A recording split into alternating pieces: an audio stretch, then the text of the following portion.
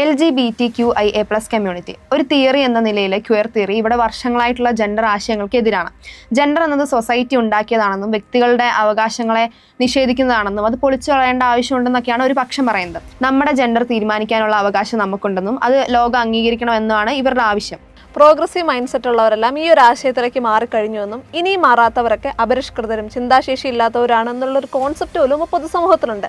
പുരോഗമന ചിന്താഗതിക്കാരുടെ ഗണത്തിലേക്ക് നുഴഞ്ഞു കയറാനുള്ള ഒരു എളുപ്പ വഴിയായിട്ട് പോലും ഇത്തരം ആശയപ്രചരണങ്ങളെ ഉപയോഗിക്കുന്നവരുണ്ട്. ജെൻഡർ തിയറി, LGBTQIA+ കമ്മ്യൂണിറ്റി ഇത്തരം ആശയങ്ങളെ വിമർശിക്കുന്നവരെ എതിർക്കുന്നവർക്ക് ഒരു ബുദ്ധിജീവി പരിവേഷം തന്നെ പൊതുസമൂഹം കൊടുക്കുന്നുണ്ട്. അർജന്റീന, കാനഡ, സ്വീഡൻ, അയർലൻഡ് തുടങ്ങിയ രാജ്യങ്ങൾ ക്വീർ കമ്മ്യൂണിറ്റിയുടെ ആവശ്യപ്രകാരം നിയമനിർമ്മാണം നടത്തുകയും റിസർച്ചിന് ആവശ്യമായ ഫണ്ട് അനുവദിക്കുകയും ചെയ്തിരുന്നു. പക്ഷേ ഇന്ത്യ പോലുള്ള രാജ്യങ്ങൾ ഇവരുടെ ആവശ്യങ്ങളിൽ ഏറിയ പങ്കും അംഗീകരിക്കാൻ ഇതുവരെ തയ്യാറായിട്ടില്ല. പ്രകൃതിവിരുദ്ധ ലൈംഗികത കുറ്റകരമാക്കിയ IPC സെക്ഷൻ 377 ചില ഭാഗങ്ങൾ എടുത്തു മാറ്റാൻ കഴിഞ്ഞു എന്നുള്ളതാണ് ഈ രംഗത്ത് പ്രവർത്തിക്കുന്ന ഇന്ത്യൻ സംഘടനകളുടെ എടുത്തു പറയേണ്ടത്തക്കതായിട്ടുള്ള ഒരു നേട്ടം. പക്ഷേ സ്വവർഗ ബന്ധങ്ങൾക്ക് ഇന്ത്യയിലെ സ്പെഷ്യൽ മാരേജ് ആക്ട് പ്രകാരമുള്ള സിവിൽ വിവാഹങ്ങളുടേതിന് തുല്യമായ നിയമസാധുത കൊണ്ടുവരാനുള്ള അവരുടെ പ്രയത്നം പരാജയപ്പെട്ടുപോയി. ഒരു വർഷത്തോളം നീണ്ട നിയമയുദ്ധത്തിനൊടുവിൽ 2023 ഒക്ടോബറിൽ സ്വവർഗ വിവാഹത്തിനുള്ള അനുമതി നൽകാനാവില്ലെന്ന് സുപ്രീം കോടതി വിധിച്ചിരുന്നു. ഹോമോസെക്ഷൽ ആയിട്ടുള്ള ആളുകൾക്ക് സാധാരണ വിവാഹ പങ്കാളികൾക്കുള്ള പോലെ എല്ലാ അവകാശത്തോടെ സമൂഹത്തിൽ ജീവിക്കാൻ കഴിയണം എന്നുള്ളതാണ് ഇവരുടെ പ്രധാനമായ ആവശ്യം. LGBTQIA+ കമ്മ്യൂണിറ്റിയിൽ ഹോമോസെക്ഷൽ എന്ന് പറയുന്നത് 2 വിഭാഗമാണ്. L എന്ന ലെസ്ബിയനും G എന്ന ഗേയും. പിന്നെ വരുന്നത് B എന്ന് വെച്ചാൽ ബൈസെക്ഷൽ, ഒരേ സമയം ആണിനോടും പെണ്ണിനോടും ലൈംഗിക താല്പര്യം തോന്നുന്നവർ. പിന്നെ T ട്രാൻസ്ജെൻഡർ. അത് കഴിഞ്ഞിട്ട് വരുന്നതാണ് ക്യൂർ എന്ന് വെച്ചാൽ വിചിത്രമായ ലൈംഗിക താല്പര്യമുള്ളവർ. അത് കഴിഞ്ഞിട്ട് വരുന്നതാണ് I ഇന്റർസെക്സ് എന്ന് വെച്ചാൽ ഇൻകംപ്ലീറ്റ് ആയിട്ടുള്ള സെക്ഷൽ ഓർഗൻസ് ആയിട്ട് ജനിക്കുന്നവർ. പിന്നെ A അസെക്ഷൽ, ലൈംഗിക വികാരം ഒന്നുമില്ല. ഇത് കൂടാതെ തന്നെ 72 ജെൻഡേഴ്സ് വേറെയുണ്ട്. അതിനാണ് LGBTQIA+ പ്ലസ് ഉദ്ദേശിക്കുന്നത്.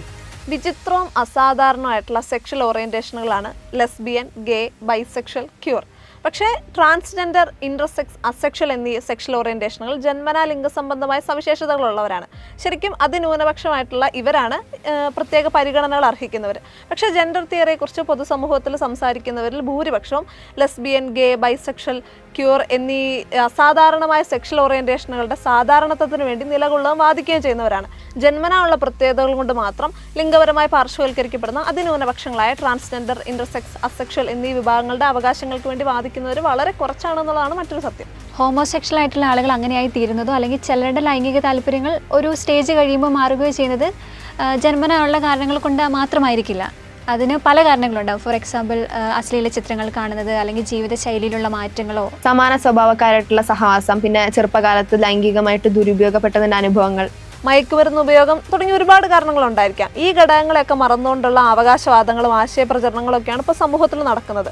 ശരിക്കും ഈ വിഷയങ്ങളുടെ പശ്ചാത്തലം എന്താണെന്നോ വാസ്തവം എന്താണെന്നോ പൊതുസമൂഹത്തിന് വ്യക്തത നൽകാതെ പ്രോഗ്രസീവ് മൈൻഡ് സെറ്റ് എന്നുള്ള ഒരു മുഖംമൂടി കൊണ്ട് പുകമറ സൃഷ്ടിച്ചുള്ള കോലാഹലങ്ങളാണ് ഇവിടെ നടക്കുന്നത്. ഇതിനെതിരെ എന്തെങ്കിലും മറുചോദ്യങ്ങൾ ഉന്നയിക്കുന്നവരെ സംഘം ചേർന്ന് സൈബർ ഇടങ്ങളിൽ ആക്രമിക്കാനും അവഹേളിക്കാനും ഒന്നും മടി കാണിക്കാത്ത ഒരു വിഭാഗവും സമൂഹ മാധ്യമങ്ങളിൽ സജ്ജമാണ്.